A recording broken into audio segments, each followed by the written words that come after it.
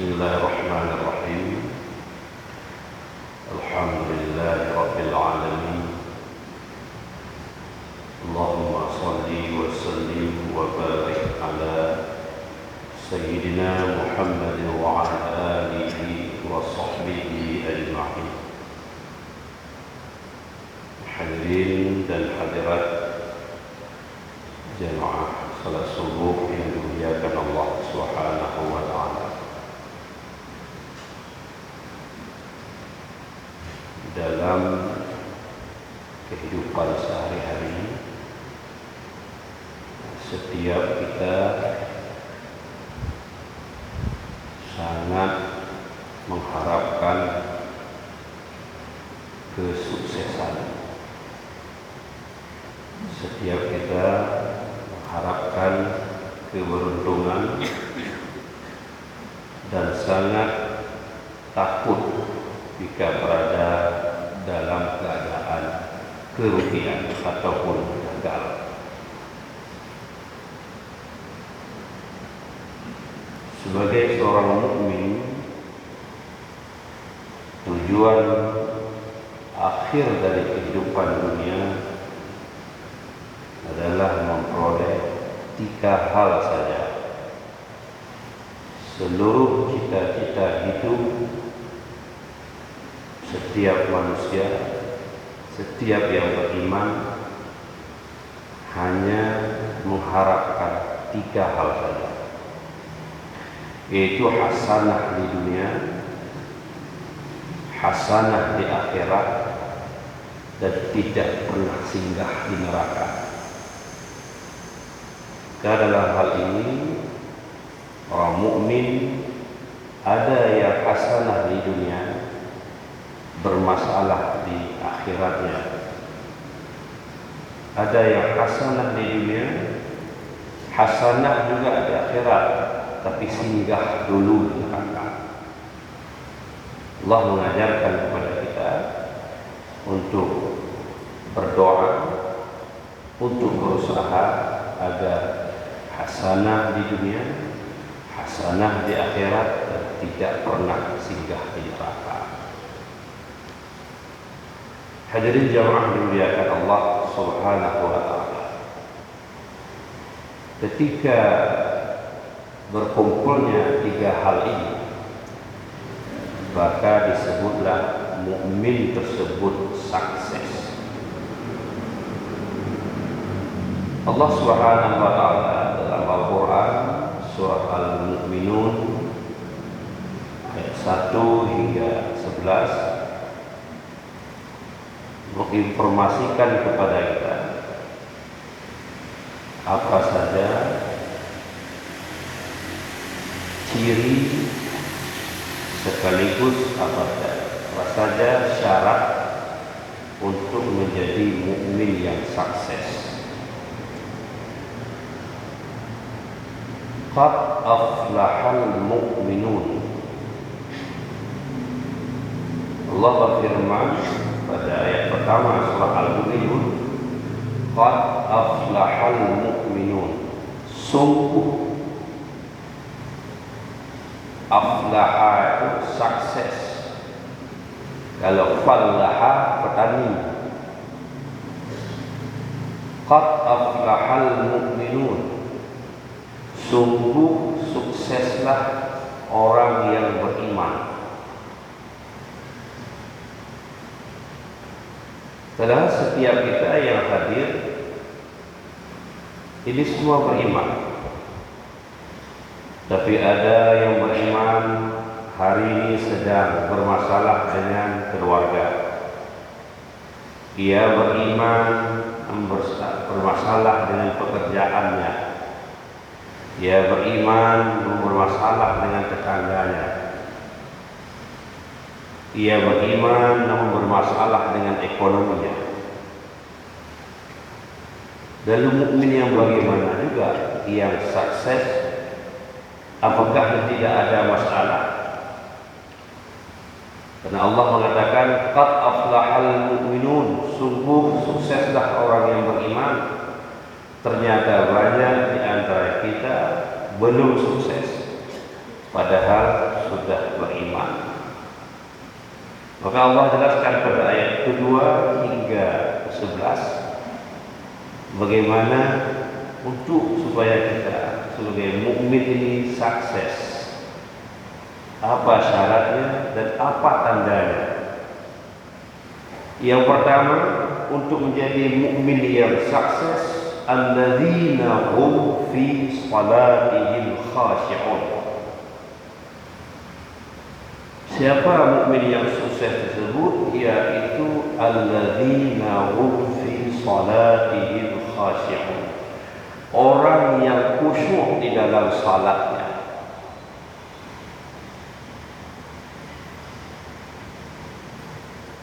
Tidak disebut di sini orang yang banyak ibadahnya. Tidak disyaratkan menjadi orang alim semuanya. Tapi ciri dan syarat pertama untuk sukses, alladzina hum fi salatihim khashi'un. Orang yang khusyuk di dalam salatnya.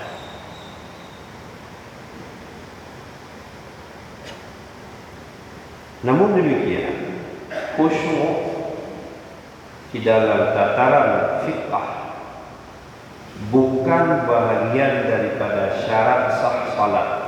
Tidak. Ia hanya sebagai kesempurnaan daripada salat. Hanya ada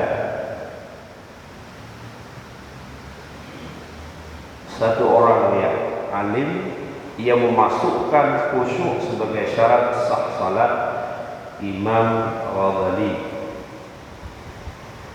Adapun para imam mazhab yang empat tidak menjadikan khusyuk sebagai syarat sah salat. Khusyuk adalah bahagian daripada kesempurnaan salat. Bagaimana makna khusyuk? Dalam bahasa yang mudah dipahami, khusyuk itu hadir hati. Ada kita di dalam semua rangkaian rukun fi'li, sunnah qauli, rukun fi'li, semua rangkaian yang kita kerjakan ada kita itu, makna hadir hati. Apa yang kita ucapkan dan apa yang kita lakukan. Dan ini susah untuk diwujudkan jika yang salat tidak paham apa yang dia baca. Ada yang salat 10 tahun dan 20 tahun, tetapi mereka tidak paham apa yang mereka ucapkan dari semenjak takbiratul ihram hingga salam. Tidak paham maknanya, tidak mengerti maksudnya, dan anehnya kita berada dalam keadaan nyaman-nyaman saja. Setiap 5 kali sehari salat dengan tidak paham apa yang kita minta, apa yang kita ucapkan, apa yang kita berdoa dalamnya dalam salat kepada Allah Subhanahu wa taala. Kita merasa nyaman saja. Tapi jika menyangkut dengan persoalan dunia, jika banyak hal yang tidak kita ketahui, kita menjadi risih. Banyak hal yang tidak kita ketahui, kita menjadi berpikiran, kenapa saya tidak bisa begini, kenapa tidak bisa begitu. Tapi mengapa kita tidak paham tentang apa yang kita kerjakan?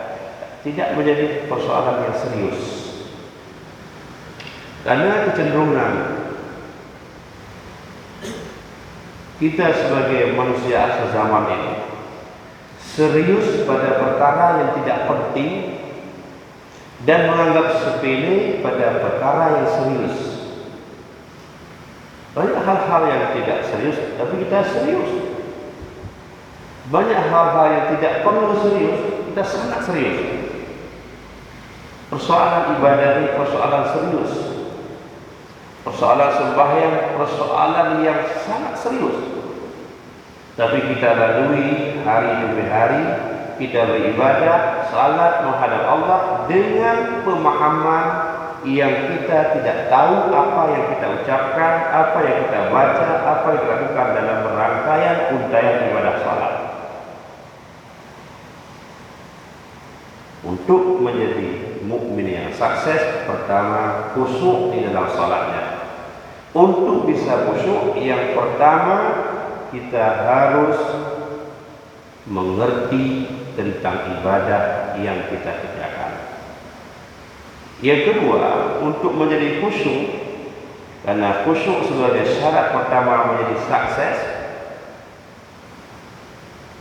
bahwa apa yang kita makan, apa yang kita pakai, fasilitas hidup kita harus pasti halalnya, harus pasti halalnya. Innal halala bayyinun wa innal harama bayyinun wa bainahuma umurun mutasyabihat. Sesungguhnya yang halal itu jelas, yang haram itu jelas. Yang tidak berada di antara halal haram, yang berada di antara halal haram namanya umurun mutasyabihat, perkara samar.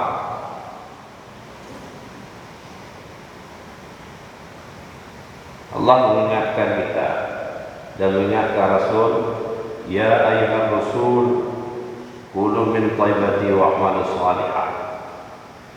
Wahai para rasul, makanlah yang baik-baik, wa'malu shalihah, dan beramallah dengan amal yang saleh.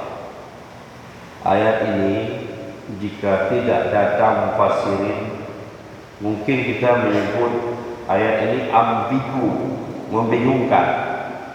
Wahai para rasul, makanlah yang baik-baik, wa'malu shalihah, dan beramallah dengan amal saleh.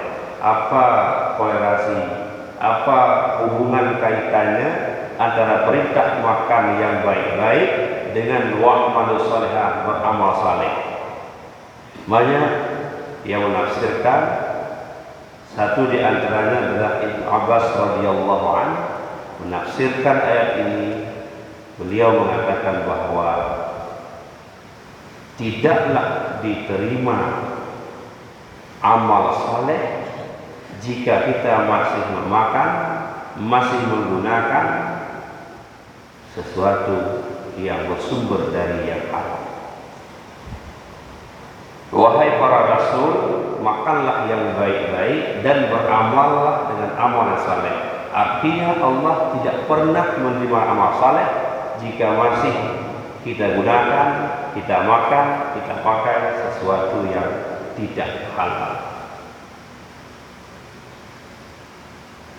Kalau kita belum khusyuk salat, boleh jadi kita tidak paham dengan apa kita baca.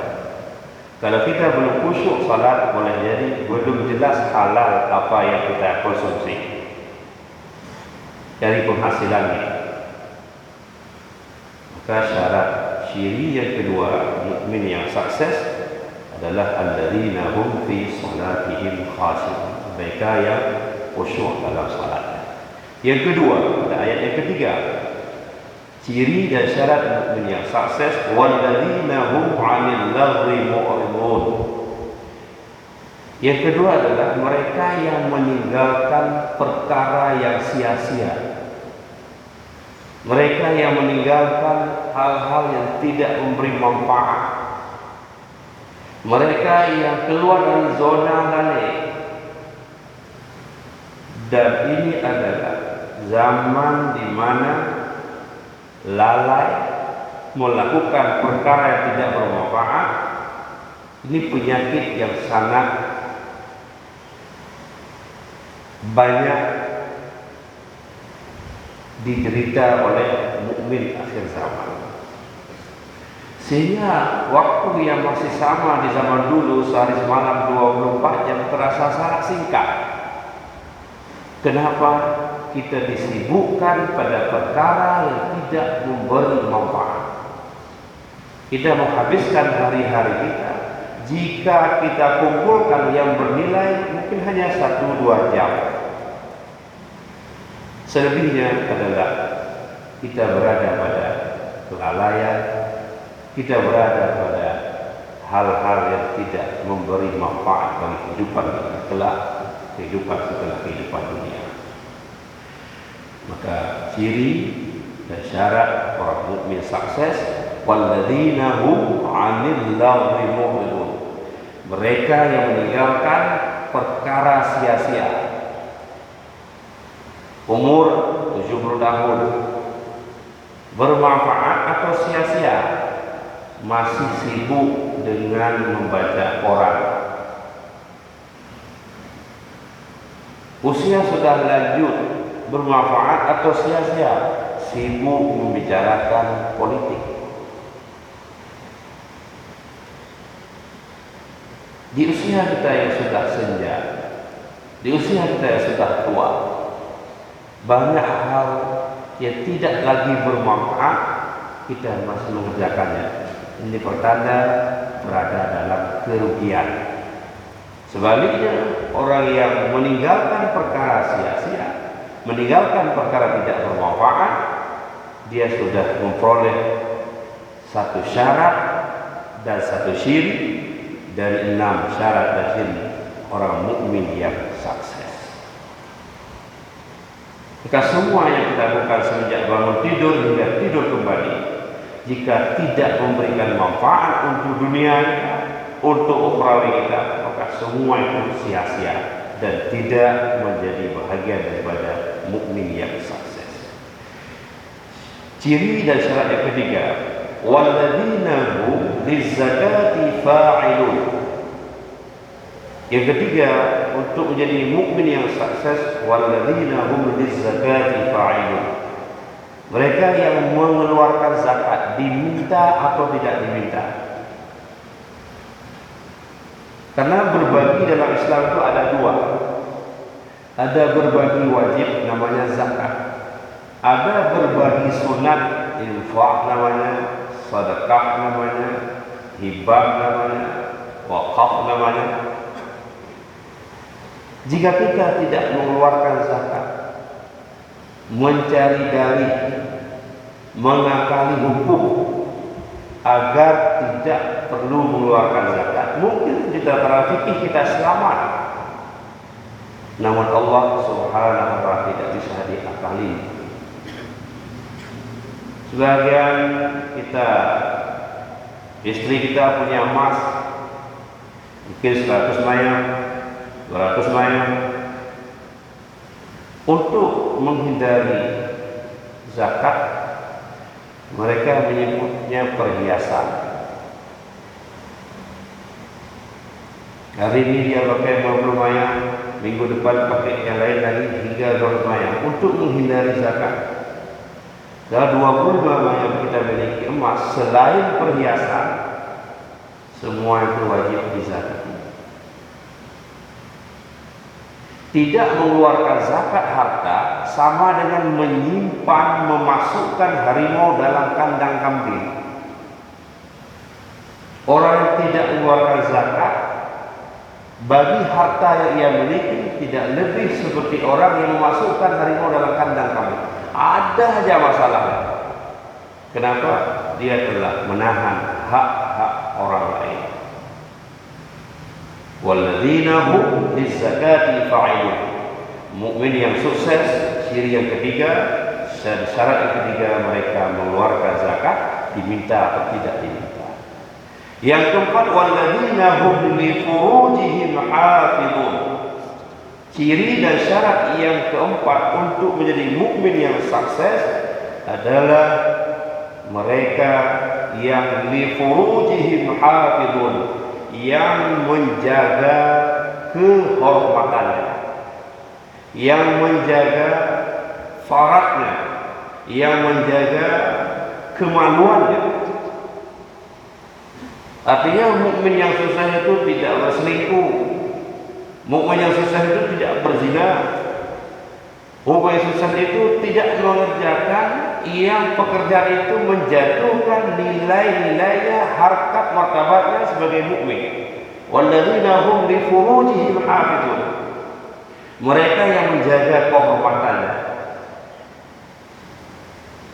Illa ala azwajihim aw ma malakat aymanuhum fa innahum ghairu malumin. Kecuali terhadap istri-istri mereka, kecuali terhadap pasangan-pasangan mereka, kecuali terhadap suami mereka. Aw ma malakat aymanuhum, dan pada budak-budak yang mereka miliki. Sekarang tidak ada budak lagi. Fa innahum ghairu malumin, maka yang demikian itu tidak mengapa.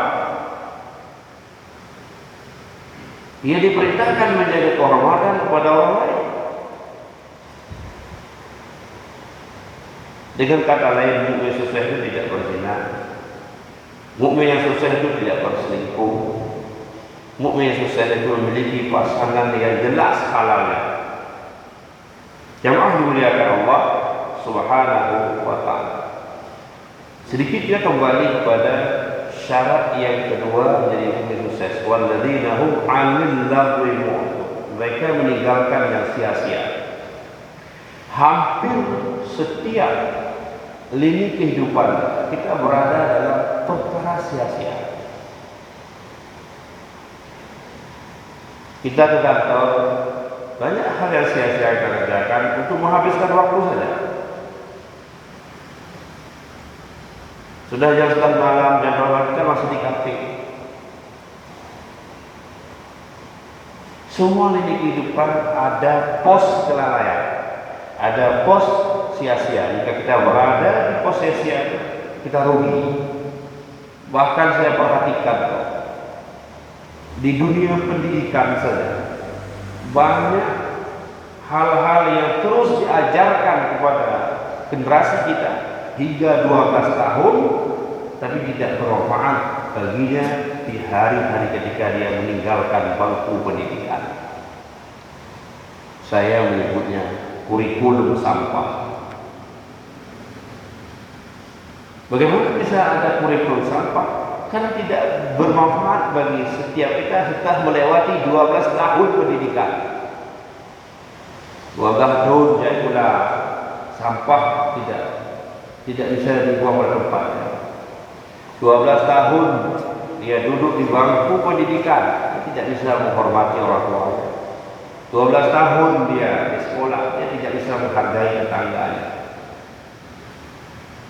Lalu apa juga yang diajarkan dari SD, SMP, SMA, anak-anak ini tidak mengerti apa orientasi hidup, apa tujuan hidup, karena banyak hal yang kita lakukan terus-menerus dalam setiap lini kehidupan, termasuk di dalam bidang pendidikan, perkara yang sia-sia. Sehingga anak kita 20 tahun itu belum matang, sehingga anak kita 25 tahun itu belum dewasa.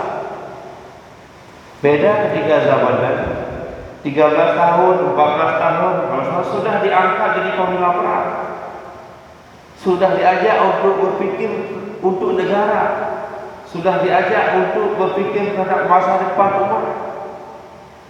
Coba kita harapkan dengan anak kita di usia 13 tahun, melainkan hanya kita tenangkan, kita diamkan dia dengan handphone kita. Maka hari ini tidak heran kita punya anak 20 tahun, 21 tahun selesai kuliah S1, dia belum bisa diharap banyak untuk kehidupannya di dunia, bahkan untuk kehidupannya di akhirat. Karena kenapa? Kita menempuh pendidikan hingga 12 tahun dengan kurikulum sampah. Artinya pendidikan, pelajaran-pelajaran yang kita dapati tidak memberi manfaat bagi kehidupan kita setelah meninggalkan bangku sekolah. Yang keempat tadi menjaga kehormatan. Yang kelima, syarat ataupun ciri mukmin yang sukses pada ayat yang ke-8. Walladzina hum li amanatihim wa ahdihim ra'un. Yang kelima adalah mereka yang menjaga amanah-amanah dipikulkan kepada mereka dan menepati janji-janji yang mereka janjikan. Ini musim tahun politik. Amanah ada dua. Ada amanah yang dipikulkan oleh Allah. Ada amanah yang diberikan oleh manusia. Apa amanah yang diberikan oleh Allah? Harta, anak, istri, keluarga. Mukmin yang sukses, yang kelima syaratnya mereka menjaga amanah-amanah diberikan oleh Allah dan amanah-amanah dipikulkan oleh manusia. Amanah diberikan manusia, jabatan,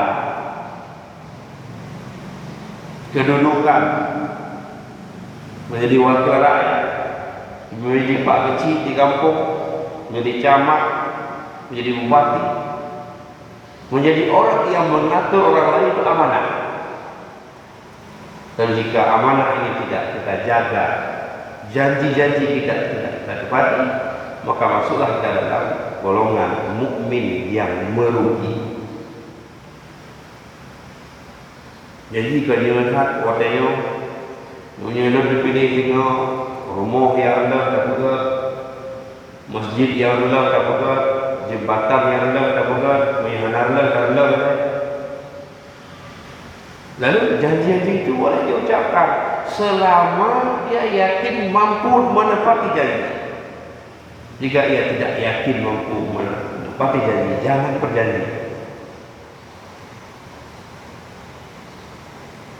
Karena janji adalah hutang. Tidak kita selesaikan di dunia, Allah akan menuntut di yaumil mahsyar. Dia ada amanah diberikan oleh Allah. Harta kita, pengetahuan kita, kealiman kita. Ada juga amanah diberikan oleh manusia, jabatan, kedudukan. Dalam tasawuf, mencari harta itu ada formatnya. Untuk naik kepada makam rezeki itu, dilihat dari beberapa sisi. Jika seseorang sekarang punya jabatan A, punya pekerjaan B, lalu selama dia bekerja, kedekatannya dengan Allah semakin baik, kedekatan dia dengan manusia semakin baik, maka dia tidak perlu berpindah kerja hingga Allah pindahkan. Namun sebaliknya, dalam pemahaman tasawuf, jika pekerjaan kita walaupun banyak menguntungkan segi materinya, tapi menjauhkan kita dengan Allah, menjauhkan kita dengan ibadah, menjauhkan kita dengan keluarga, menjauhkan kita dengan masyarakat, maka diperintahkan kita untuk meninggalkan pekerjaan tersebut. Karena pekerjaan itu bukan mendekatkan kita kepada ukhrawi, tetapi menjauhkan kita daripada kehidupan hakiki, yaitu kehidupan akhirat kelak. Maka hati-hati kita yang amanah. Pemimpin itu kaki kanannya di surga, kaki kirinya di neraka. Jika dia baik dalam memimpin, maka kaki kanan akan membawa ke surga. Jika dia culas, jika dia jahat, maka kaki kirinya akan menyeretnya ke neraka. Pemimpin ini jahatnya ada, baiknya ada. Kita hanya membicarakan jahatnya saja. Kita ketika diucapkan penjahat, yang kita bayangkan orang yang sangar, bawa golok, bawa sempi, merampok, menodong, menyambung. Itu yang kita bayangkan kalau ada yang mengatakan penjahat. Padahal hari ini kita setiap hari mungkin cipika-cipiki dengan penjahat anggaran. Bagaimana mungkin anggaran yang kemaslahatan umum menyangkut dengan agama dikecilkan, menyangkut dengan hal-hal tidak bermanfaat untuk ukhrawi diperbesar. Kita di PD ini dulu ada panti asuhan. Kalau tidak salah saya di Bambi. Di Bambi maksudnya. Dulu waktu Bupati lama almarhum Bapak Abdullah Yahya, jika tidak salah data, itu 180 anak yatim ditampung di panti asuhan. Berganti kepemimpinan tinggal 100. Berganti lagi tinggal 80, dan alhamdulillah wa inna lillahi sekarang tak ada lagi satu pun. Apakah pemerintah ini sudah sangat miskin sehingga panti asuhan itu bisa mati, hanya tinggal gedung puing-puing tua lagi? Apakah mereka tidak pernah memikirkan sedikit anggaran untuk anak yatim? Untuk mereka yang tidak ada orang tua, untuk mereka yang mungkin ada orang tua tapi mungkin yang ayah dengan ibunya tidak berada satu rumah. Setahu saya hari ini panti asuhan di Kabupaten Pidi sudah mati. Kenapa ini bisa mati? Apakah ada anak yatim lagi di Pidi? Bukan. Ada penjahat-penjahat dalam mengelola anggaran pemerintah, anggaran kita. Mungkin mereka sehari-hari berjumpa dengan kita sebagai sahabat kita, teman kita, cepika-cepiki, tapi dia penjahat. Tidak membawa linggis, tidak membawa golok, tidak membawa selfie, tapi dia hanya otak-atik anggaran, lalu membiarkan panti asuhan itu mati.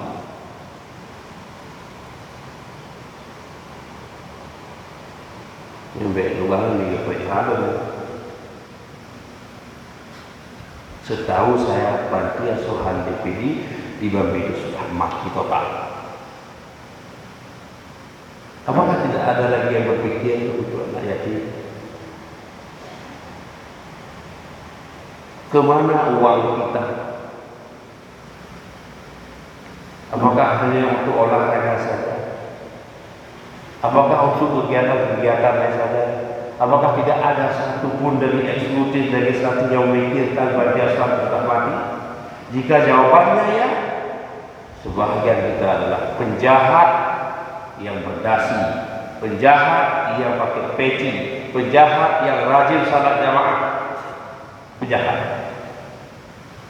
Walladzina hum li amanatihim wa 'ahdihim ra'un. Ciri dan syarat yang kelima mukmin sukses adalah mereka menjaga amanah-amanah yang Allah berikan, amanah-amanah yang manusia pikulkan, dan menepati janji.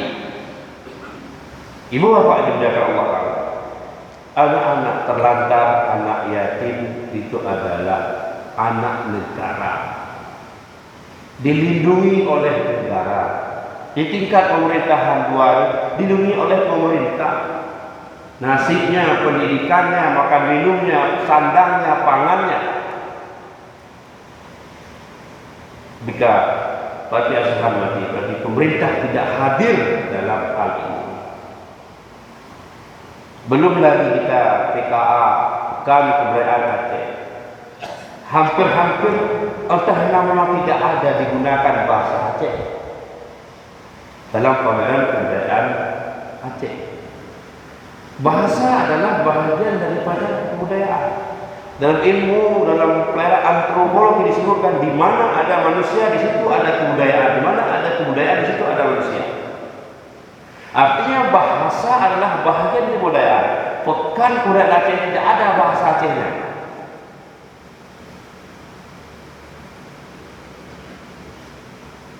Belum lagi ada adik kita mahasiswa KKN mengganti nama-nama keacehan. Dulu kita semua menggunakan istilah jurung, diganti dengan lorong. Jurung Tekusi, jurung Mamplak, jurung semua. Kata ada adik kita mahasiswa, kita ubah menjadi lorong. Jadi keacehan kita hilang. Kenapa? Amanah ditukulkan kepada kita. Kita dijadikan amanah ke jalan menuju surga, tapi amanah ke jalan menuju neraka. Dan terakhir, syarat mukmin yang sukses, walladzina hum 'ala shalawatihim yuhafizun. mereka yang menjaga salatnya. Pada ayat kedua tadi, mereka yang khusyuk salatnya. Yang terakhir, surat yang ke-6, mereka yang menjaga salatnya. Menjaga waktunya, menjaga rukunnya, menjaga syaratnya, menjaga sunatnya, menjaga makhraj bacaannya, menjaga semua syarat untuk sah salat dan menjaga waktu pelaksanaannya. Itulah 6 ciri dan 6 syarat untuk menjadi mukmin sukses. Pertama, khusyuk salatnya. Yang kedua, meninggalkan perkara sia-sia. Yang ketiga, mengeluarkan zakat. Yang keempat, menjaga kehormatannya. Yang kelima, menjaga amanah dan menepati janji. Yang keenam, memelihara salatnya. Jika ini keenam-enam ini sudah ada pada setiap kita, Allah berfirman pada ayat berikutnya, ulaika humul warisun, merekalah yang mewarisi. Apa yang diwarisi oleh mereka yang punya 6 ciri tadi? Alladzina yarithunal firdaus hum fiha khalidun. Mereka mewarisi surga Firdaus. Bagaimana keadaan mereka? Hum fiha khalidun, mereka kekal di dalamnya karena telah cukup syarat menjadi mukmin yang sukses. Jemaah dimuliakan Allah Subhanahu wa taala, tentunya kita berdoa kepada Allah Subhanahu wa taala kiranya Allah taala curahkan dalam setiap hati kita sebagai masyarakat, sebagai rakyat, dan Allah curahkan dalam hati setiap pemimpin-pemimpin kita agar mereka tahu bahwa mereka sedang dibebani amanah-amanah yang Allah pikulkan dan amanah-amanah yang manusia berikan agar selamat di dunia, selamat di akhirat. Sebagai doa yang kita ucapkan sebagai doa sapu jaga, Rabbana atina fid dunya hasanah wa fil akhirati hasanah wa qina adzabannar. Subhanakallahumma wa bihamdika asyhadu an la ilaha illa anta astaghfiruka wa atubu ilaik. Jika dalam penyampaian saya kebenaran, maka kebenaran itu milik Allah Subhanahu wa taala.